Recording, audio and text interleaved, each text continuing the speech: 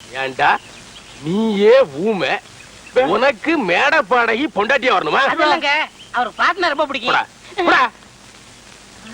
ஏண்டா ஊமையனே என் ஊமை தங்கச்சியை கல்யாணம் பண்ணிக்கலனா வேற யாரா பண்ணிக்குவா?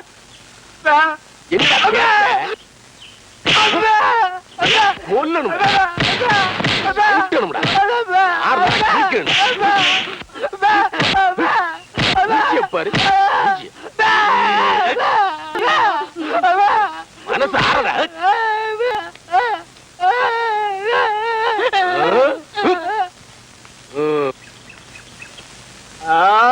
அப்பா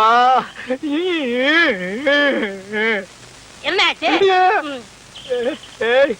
என் நிலைமைய பாத்தியாடா? உன் பேச்ச கேட்டு நடிச்சு தெருவுல வர போறவெல்லாம் இழுத்து போட்டு அடிக்கிறான். என் மூக்கில் ரத்தத்தை பாத்தியாடா? எனக்கு நல்லா தமிழ் தெரிஞ்சு கூட ஐயோ அம்மான்னு தமிழ்ல சொல்லி அழ முடியாத நிலைமைக்கு என்ன ஆளாக்கிட்டியடா. உனக்கு நான் என்னடா துரோகம் பண்ண? நல்லதுக்கு தானே பண்ண. உன் சொத்தை நான் அபகரிச்சனா? இல்லங்க அண்ணே. இல்ல உன் தலையில தீ வச்சனா? இல்லண்ணே. உனக்கு என்ன துரோகம் பண்ண? இப்ப என்னதான் பண்ண சொல்றீங்க? என் மூஞ்சில காயமான மாதிரியே ஓ மூஞ்சிலையும் காயமாகும்.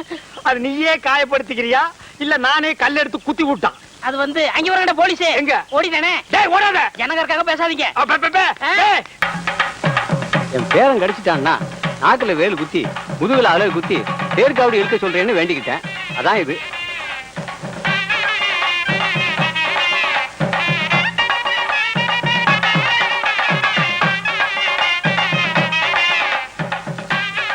எல்லாம் சாப்பிடுங்க.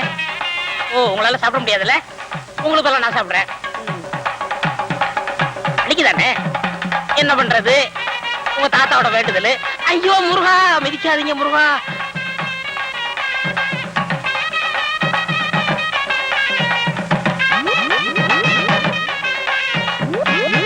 பெரியசாமி யாருங்க? நான் தான். என்ன விஷயம்? நான் ஜெயில இருந்து வரேங்க. உங்க பங்காளி சின்ன கருப்ப ஜெயில இல்ல, அவர் நீங்க குணமானதை பத்தி ரொம்ப சந்தோஷப்பட்டாரு. கூடிய சீக்கிரம் ரிலீஸ் ஆகி வர்றேன்னு உங்கள்ட்ட சொல்ல சொன்னாரு.